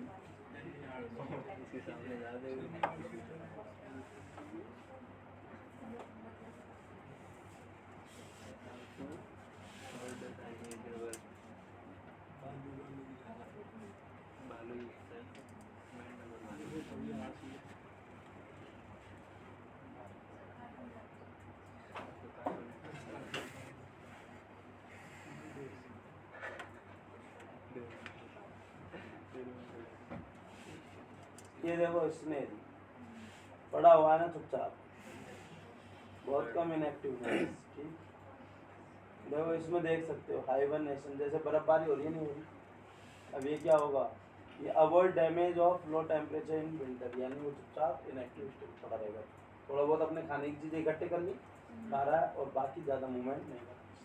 एस्टिवेशन जो स्नेल्स वगैरह गर्मी में शो करते हैं, बस यही है क्योंकि उदाहरण बेस्ट पॉइंट है। देखो ये स्नेल है, वही सन के छोटे वाले,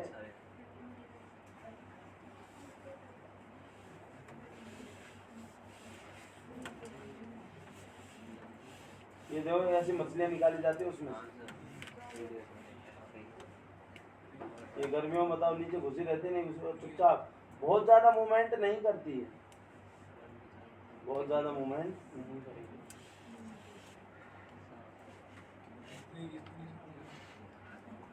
स्नैक है, ठीक है जी। तो गर्मियों में जो होता है वो एस्टिवेशन और सर्दियों में जो हाइबरनेशन।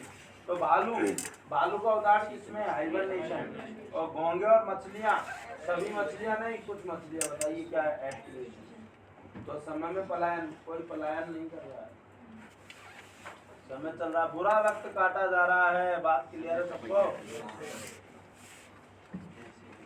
अच्छा, कुछ जो पादप प्लवक, वो जंतु प्लवक होते हैं, जंतु प्लवक क्या करते हैं, प्रतिकूल अवस्था आ गई तो वो उसी अवस्था में पोज हो गए, आगे का परिवर्तन स्टॉप हो गया, जब तक की प्रतिकूल अवस्था रहेगी। इसको हम क्या कहेंगे, डायापोज। क्या कहेंगे, डायापोज कौन दर्शाता है, अरे भाई डायापोज कौन दर्शा रहा, प्राणी प्लवक, जंतु प्लवक। मैं डाई कैरियर नहीं पूछ रहा हूँ, कहीं की ईंट कहीं का रोड़ा, भानुमति ने कुछ बात हो रहा। मैं पूछ रहा हूँ डायापोज कौन दर्शाता, प्राणी प्लवक या जंतु प्लवक, बात क्लियर है। ये पूछेगा तुमसे, हाइबरनेशन कौन, भालू, एस्टिवेशन कौन, मछलियां व घोंगे, ठीक है।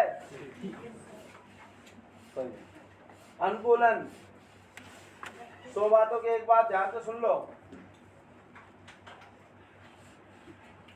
तुम तो क्या है देखते हो, फिर सुनो। आज कोई भी जाति जिस आवास में है वो उसके लिए अनुकूलित है, अगर वो उसके लिए अनुकूलित नहीं होती तो वो जाति उस आवास में पा ही नहीं जाती। आज आम जो है शीतोष्ण में तो नहीं पाएगा, आज खेजड़ी का जो वृक्ष है वो शीतोष्ण क्षेत्र में तो नहीं पाया जा रहा।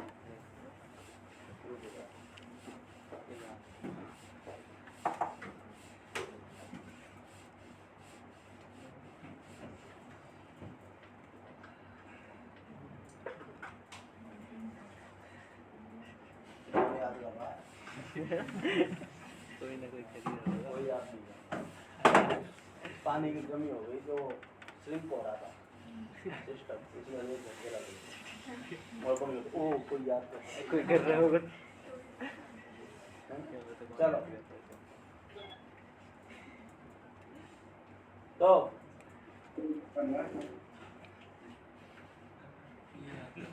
ये याद कर सकता, तो ध्यान से सुनो भाई, कोई भी जाति किसी आवास में उपस्थित है तो वो उसके लिए अनुकूलित है, इसलिए है, अगर अनुकूलित नहीं होता तो नहीं होता। अनुकूलित होने का मतलब क्या है, वो उपस्थित है, और कोई जाति किस तरीके से उपस्थित रह सकती है, जनन के द्वारा, और हर कोई जाति अपने आप को जिस आवास में उसमें इतना अनुकूलित बनाए रखना चाहती है कि अपनी जाति को बनाए रख सके, यानी ज्यादा ज्यादा जनन क्षमता दर्शा सके। हर कोई इसीलिए कार्य कर रही है, हर कोई जाति, जाति मतलब जीव, आगे बात जो अपने आप को बनाए रख सके, हर जिस आवास में है वो, और अधिकतम बनाए रख सके। तो अब आवास में जो भी पर्यावरणीय परिस्थितियां हैं, जो भी भोजन स्रोत है, उनका ज्यादा उपभोग कर सके, किस तरीके से कर सके, उसके लिए वो क्या करेगी, अपने लक्षणों में जो जो विकास के दौरान परिवर्तन आए, ठीक है, क्लियर है, वो अनुकूलन है। अपने तापमान में नियत किया है, अपने शरीर में जो सांद्रता नियत की है, प्रक्रिया अपनाई, संरूपण या नियामक जो भी करा कार्य की वैल्यू, अपने आप को जीवित बनाए रखनी। और जीवित क्यों बना रहना चाहती है? जनन के द्वारा ही वो जाति इस प्रकृति में बनी रह सकती है। तो अनुकूलन हो ही क्यों रहे? सीधा से एक मुद्दे की बात है, अनुकूलन हो ही इसलिए रहे कि जाति अपने आप को बनाए रखे। बनाए किसके लिए? जनन। तो जो लक्षण जो जनन को सर्वाधिक सपोर्ट करते हो, और जनन को कौन सर्वाधिक सपोर्ट करेगा? जब वो आवास में जो भी उपस्थित स्रोत उनका उपयोग कर सके। बोलो आया, तभी तो जनन करेगी, नहीं तो कैसे? क्लियर था वो? तो कोई विकास जो है, जो अनुकूलन कोई एक झटके में नहीं हुए, हजारों सालों लाखों सालों के विकास के परिणाम स्वरूप विकसित हुए। कुछ लक्षण जो है वो आनुवांशिक रूप से फिक्स हो गए, कुछ लक्षण जो है वो हो सकता है भविष्य में और परिवर्तन हो। भाई आनुवांशिक संरचना में और परिवर्तन हो जाए, आगे फिर परिवर्तन हो। बोलो आया ना? और जो लक्षण आनुवांशिक रूप से फिक्स नहीं है, यानी उनमें आगे भी परिवर्तन हो सकता है, तो उनको हम बोलते हैं एपिजेनेटिक। क्या बोलते हैं? बात की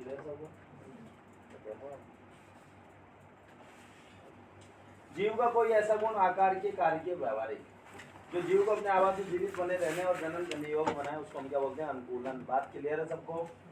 आ गई बात समझ में? क्लियर है क्या? तो ध्यान रखना, चाहे आकार के, चाहे कार्य के, चाहे व्यवहारिक। बात क्लियर हुई सबको? यस और नो? मैं बता दो, अनुकूलन से संबंधित पीछे क्वेश्चन मिलेंगे आपको, हाइड्रोफाइट, जीरोफाइट वगैरह।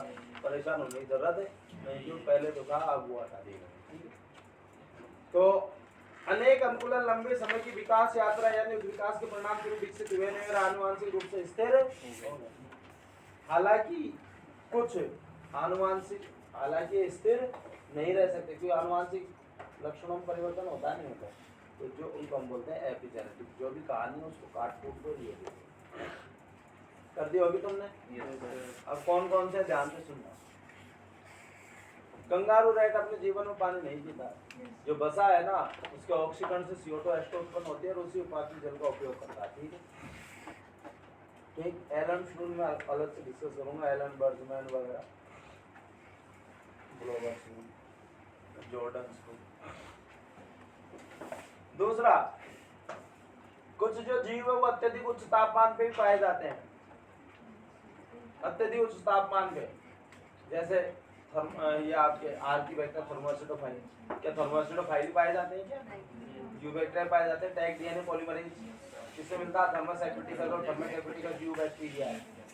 बहुत बार क्वेश्चन पूछा था कि बच्चा क्या सोचता है उच्च तापमान वाले थर्मोसेप्टिकल जो है वो आर्कीबैक्टीरिया ना, यूबैक्टीरिया ध्यान रखना 92 डिग्री सेंटीग्रेड को भी सहन कर सकता है। ठीक है, आगे बात समझिए। फिर बाद में कुछ जीव जो है बताइए, हम जैसे जैसे सपोज करो उच्च तुंगता वाले क्षेत्रों में जाते हैं, पहाड़ी क्षेत्रों में, बताओ क्या होता है वहाँ पे? सुनना है ना, मैं बहुत इंपॉर्टेंट बात कर रहा हूँ, सुनना केवल, ठीक, और ध्यान से सुनना।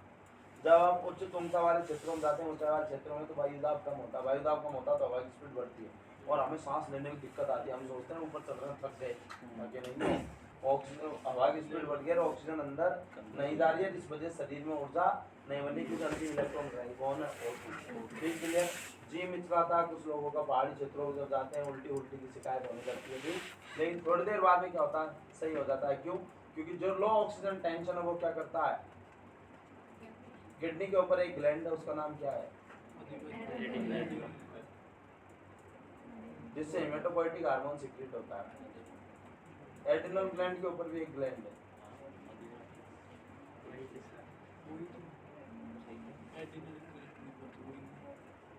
इरिथ्रोपोइटिन हार्मोन किससे सिक्रेट होता है?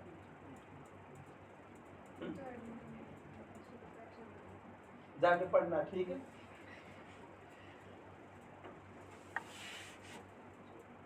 किडनी के ऊपर एक छोटी सी ग्लैंड होती है, देख लेना। मैं तो ऐसे मैं चाहता हूँ आप पढ़ो जाके। तो जो लो ऑक्सीजन टेंशन होता है, इरिथ्रोपोइटिन हार्मोन सिक्रेट होता है। इरिथ्रोपोइटिन हार्मोन क्या करता है? बोन मैरो में जाता है और इरिथ्रोपोइसिस यानी आरबीसी फॉर्मेशन इंड्यूस करता है। तो आरबीसी के नंबर बढ़ेंगे तो हीमोग्लोबिन नंबर ही बढ़ेंगे, नहीं बढ़ेंगे? ठीक, क्लियर है। तो अब क्या होगा? जो थोड़ी बहुत ऑक्सीजन आएगी, ऑक्सीजन को क्या करेगा? बाइंड करेगा, और ऑक्सीजन को बाइंड करके तुरंत छोड़ेगा भी।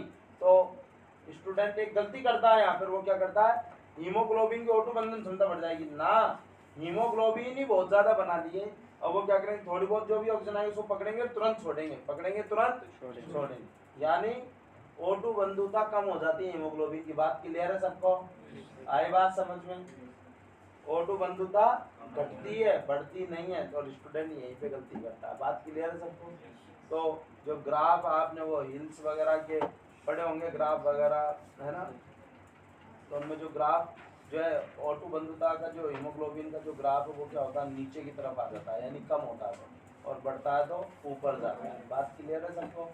यह सुनो, पीएच वगैरह का पढ़ाया होगा आपको, हिल्स वगैरह का, ठीक है, क्लियर है? अरे एक वो कौन सा, वो क्लोराइड बाइकार्बोनेट एक्सचेंज थ्योरी क्या बोलते हैं उसको, हेम्सबर्गर फिनोमिना वगैरह। आई बात समझ में? तो बात क्लियर हुई सबको? यस और नो? तो इसमें सबसे बड़ी जो गलती करता है स्टूडेंट यही करता है, O2 बंधन ना घटती है, तुरंत पकड़ के छोड़ेगा उसको। आई बात? कुछ जीव जो है बताइए बिल्कुल अत्यधिक निम्न ताप पर रहते हैं, जैसे व्हेल, सील वगैरह, बताइए है नहीं, तो उनमें ब्लबर पाया जाता नहीं पाया जाता, ट्राइएसाइल ग्लिसरॉल, ट्रू फैट, आपको पढ़ाया होगा सर ने, ठीक है, ठीक है, बायोमोलिक्यूल में एग्जांपल लिखवाया ब्लबर, मुझे बता दें क्वेश्चन है, ठीक क्लियर? देन फिर बाद में कुछ जीव बताइए अत्यधिक गहराइयों में रहते हैं, यानी बताओ नीचे नीचे गहराई में जाएंगे, बताओ क्या होगा, वायु दाब बढ़ेगा नहीं बढ़ेगा? तो अपन जब पानी में अंदर कूदते हैं तो बहुत देर तक पानी को हम रोक नहीं सकते, पानी की दाब पड़ती है नहीं पड़ती है, घुल जाता है, पानी बढ़ जाता है। आगे बात हम अपन तैरते हैं तो बताओ पेट से पानी हटाना पड़ता है क्योंकि दाब बढ़ रहा है, ठीक है, क्लियर है क्या? तो नीचे जैसे गहराई में घुसोगे बताइए गर्मी बढ़ती जाती नहीं बढ़ती जाती? आगे बात समझ में? क्लियर है सबको? तो भैया बताइए क्या होगा, उस आप थोड़ी सी ज्यादा गहराई में जाओगे तो शरीर में दाब पड़ेगा, तुरंत मुंह खुल जाएगा, पानी भर जाएगा। कुछ जीव बिल्कुल निम्न गहराइयों में रहते हैं, बड़े मजे से रह रहे हैं, ठीक है? कुछ जीव अत्यधिक है ना, जो अत्यधिक शीतलन माइनस टेम्परेचर रहते हैं, अंटार्कटिक महासागर, लेकिन उनके शरीर का फ्लूइड नहीं जमता। बात क्लियर है सबको? तो क्या कारण है अनुकूलन, तो देखिएगा। उदाहरण दे उत्तरी अमेरिका, तो अब कंगारू चूहा तो हमारे यहाँ पे मिलता है, मैंने तो खूब देखे हम बचपन में देसी चूहे वगैरह, अब वो खेतों में जो मिलते थे, लेकिन अब होता क्या है कि जो यहाँ पे लिखा है वो मानना पड़ता। अच्छा, हमारे यहाँ से खत्म होते जा रहे हैं चूहे, क्यों? जो खेतों में देसी चूहा में, मैं सीधी से एक बात कहूँ, चावल के खेत में अगर आज सांप घुस जाए ना, जितना पेस्टिसाइड मिला हुआ है सांप जिंदा नहीं निकल सकता उसमें। तो बताओ हमारे खेतों में इतना पेस्टिसाइड वगैरह यूज में लगे कि चूहे वगैरह जो थे वो सब खत्म हो गया। अगर आपने देखा हो तो देखो आपको पता चल जाएगा, कंगारू रहे। मैंने खूब देखे हैं बचपन में यार, खेतों में खूब ये देसी चूहे, जिनकी पीछे की टांग जो है बड़ी होती है, आगे की टांग, और इतने फुर्तीले होते हैं ये। हाँ अब भी होंगे, लेकिन मैं अब जनरली जो खेतों में जनरली जो देखता था वो आसपास में भी, आबादी के आसपास में घूमते, लेकिन अब बहुत कम हो गए हैं, दिखते ही नहीं है, आसानी से नहीं दिखते हैं भैया। ठीक है भैया, कंगारू रेट है, जानते हो ना इसको? पकड़ने का मन भी करता था इसको, यार ये चूहा बहुत जोरदार है, पकड़ो गए, है ना, बड़ा फनी सा लगता था ये। ठीक है जी, जामुजा तो बहुत पकड़ा कांटे वाला, उसके हाथ टच कर दो तुरंत गोल हो गया, लो भाई पकड़ लिया, वो मुंह बोलता ही जब छोड़ रहा तभी निकालता है। चलो जी, बात क्लियर हुई सबको? तो उत्तरी अमेरिका के मरुस्थल में कंगारू चूहा, बात क्लियर है सबको? अपने जल की आपूर्ति आंतरिक वसा के ऑक्सीकरण से पूरी करने में सक्षम, पूरे जीवन भर जल नहीं पीता। मरुस्थलीय पौधे तो जानते हो ना, मरुस्थलीय पौधे बताइए, मोटी क्यूटिकल होगी, धसे हुए रंध्र होंगे, बात क्लियर करो। दूसरा, कुछ पादप क्या करते हैं, म्यूसिलेज पैरेन्काइमा, पत्तियां कांटों में, तना जो है वो पत्ती के रूप में, बोलो आया ना? ठीक क्लियर है भाई सबको? कुछ में रंध्र जो है रात्रि में खुलते हैं, स्कोटैक्टिव स्टोमेटा। अच्छा, ठंडी जलवायु वाले क्षेत्रों में बताइए उष्मा की हानि करने के लिए कान और पाद सामान्यतः छोटे होते हैं। एलन का नियम, आप चिंता करने की जरूरत नहीं है, मैं पूरे नियम देखो विस्तार पूर्वक दिखाऊंगा, ये रे नियम है, ठीक है? इसमें लोड लेने की जरूरत है नहीं है कतई, ठीक है? एलन का नहीं, हम ग्लोगर बर्जमैन से सारे रूट पढ़ेंगे, ठीक? तो अभी तो ये देखो, बताओ ध्रुवीय क्षेत्रों में सील, वैसे यहाँ पे जो उदाहरण लिखा सील, लेकिन भेल वगैरह और भी तो होती है, तो बताओ उनमें क्या होता है? त्वचा की निचली परत के नीचे क्या होती है? वसा की मोटी परत होती है, और वो किसकी बनी होती है? ट्राइएसाइल ग्लिसरॉल, नेचुरल फैट, प्राकृतिक वसा, ठीक? आगे बात है, तो मोटी परत ब्लबर पाई जाती है जो ऊष्मा रोधी इंसुलेटर का काम करती है, नहीं करती है। दूसरा, जब आप उच्च उस पे जाएंगे ऊंचाई पर, अल्टीट्यूडनल सिकनेस, तो देखो भाई मिचली, थकान, हृदय स्पंदन, क्योंकि धड़कन बढ़ेगी नहीं बढ़ेगी। दूसरा, सांस की स्पीड बढ़ेगी नहीं बढ़ेगी, बोलो आया ना, आ गई बात समझ में। तो देखो भाई इन परिस्थितियों में शरीर के लाल रुधिर कोशिका उत्पादन बढ़ाकर हीमोग्लोबिन की बंधन क्षमता घटाकर, बात क्लियर है सबको। तो स्टूडेंट यहाँ पे बहुत गड़बड़ करता है, ये बात क्लियर हुई सबको, यस और नो। हीमोग्लोबिन की बंधन क्षमता घटाकर, बात क्लियर है, घट जाती है क्योंकि जब तो तुरंत छोड़ेगा, ठीक है। दूसरा, अधिकांश प्राणियों में जैसे देखो आर्की बैक्टीरिया वगैरह जो है वो गर्म पानी के झरनों में मिलते हैं, जहाँ पे सामान्यतः अन्य जीवों का जीवन संभव नहीं है। उष्ण जलीय निकास यानी डीप सी हाइड्रोथर्मल बेंट, यानी गहराई में जो समुद्र में अत्यधिक तापमान जो होगा, डीप सी हाइड्रोथर्मल बेंट कुछ जगह पे, वहाँ पे भी क्या होते हैं जीव। और तो और मैं आपको बताऊं, अब क्या आर्की बैक्टीरिया मिलता है क्या उच्च तापमान, यू बैक्टीरिया मिल सकता, जान गया ना थर्मस एक्टिविटी। दूसरा, कुछ समय पहले अखबार में आया था कि जो साइंटिस्ट ने दावा किया कि वोल्केनिक जो लावा होता है जहाँ पर अत्यधिक तापमान, उसमें भी सूक्ष्म जीवाणुओं की उपस्थिति देखी गई है। जीवाणु, आगे बात समझ, जहाँ पे सामान्य जीवन की कल्पना नहीं है। बात क्लियर है भाई सबको। दूसरा, वो पार श्रृंखला वगैरह आप जानते हो, झिल्ली में लिपिड पार श्रृंखला वगैरह होती है आर्की बैक्टीरिया में, और ईथर बंद होता है ना, एस्टर बंद नहीं होता है ना। अंटार्कटिक मछलियां बताइए शून्य से भी कम तापमान पर जीवित रह सकती है, नहीं रह सकती? क्यों रह सकती है? क्योंकि शरीर के तरल में शरीर को जो तरल को जमने से रोकने के लिए एक एंटी फ्रीज कंपाउंड होता है, नाम मत पूछना क्या होता है, तो बताओ, एंटी फ्रीज बिले। बात क्लियर है सबको? तो अंटार्कटिक में बताओ माइनस में टेम्परेचर रहता है, फिर भी वहाँ की मछलियों के शरीर का जो तरल है वो नहीं जमता। क्यों नहीं जमता? एंटी फ्रीज कंपाउंड के कारण। बात क्लियर सबको? अनेक कशेरुकी मछलियां बताइए महासागरों में अत्यधिक गहराइयों में रहती है, नहीं रहती? जबकि बताओ गहराई में रहा जा सकता, दाब बहुत ज्यादा होता नहीं होता पानी का, लेकिन फिर भी वो अपने आप को अनुकूलित बनाए हुई है। बात क्लियर सबको? तो देखो अनेक समुद्री कशेरुकी और मछलियां महासागर की गहराई में जैव रासायनिक रूप से अनुकूलन, यहाँ पे बताइए भाई संदलन दाब। संदलन दाब का मतलब है दाब, उस दाब को हम क्या कहेंगे? Crushing pressure. संदलन दाब का मतलब यानी दबा दे कतई, इतना भयंकर दाब है यार गहराई में जाओगे जब, बोलो आया ना, जो सामान्य वायुमंडलीय दाब से 100 गुना से अधिक होता है। कितना गुना से अधिक होता है? 100। और बताओ किसके द्वारा? जैव रासायनिक रूप से अनुकूलन। तो आपसे पूछा जाएगा बताओ अत्यधिक महासागरों गहराइयों में मछलियां जो अनुकूलन दर्शाती है किसके द्वारा दर्शाती है? जैव रासायनिक अनुकूलन। मरुस्थलीय छिपकलियां बताइए वो क्या करती है? सर्दी लगती है ना, कम तापमान होता है, धूप में आ जाती है, तापमान बढ़ने लगता है, छाया में चल जाती है। बात क्लियर? तो बताओ व्यवहारिक साधनों द्वारा तापमान नियंत्रण बनाती है, नहीं बनाती? बात क्लियर ले सकता हूँ? यस और नो? ठीक है ना?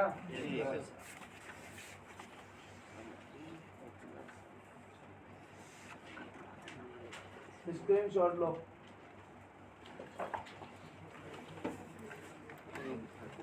और डाल जरूर देना, वैसे तो मेरे क्या काम, मैं पे ले ही आया।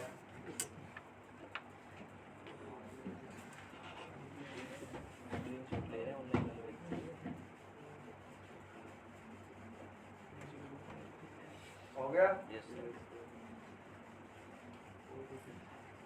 चलो ये लो।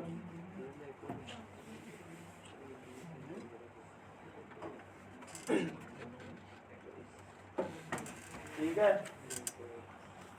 तो आगे का जो नेक्स्ट ज्ञान है वो अगली क्लास में, और जूलॉजी का अगर कोर्स खत्म हो जाए तो मुझे बुलवा लेना, ठीक है ना? Okay sir. ले लूंगा क्लास, ले लो, आगे टाइम मिल रहा है खत्म करें।